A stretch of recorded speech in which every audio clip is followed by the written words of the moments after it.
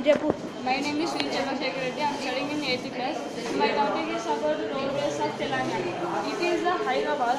We can say the Hyderabad, they have Bhupan, Dayan, Adilabad, Karimnagar,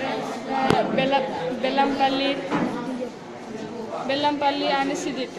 The Warangal is a very important to us in the Hyderabad. Hyderabad has highways is there. They have the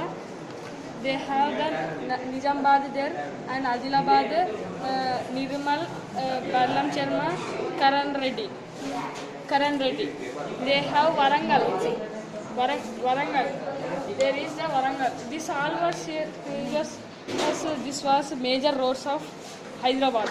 Railway system. This all the railway systems. This is the railway system. This is the railway system of Hyderabad and other states. We have the Telangana have 10 districts, Andhra Pradesh have 13 districts. When the Telangana was came, the jobs was included to other people, and the jobs was came to other people. Thank you all members and thank you sir.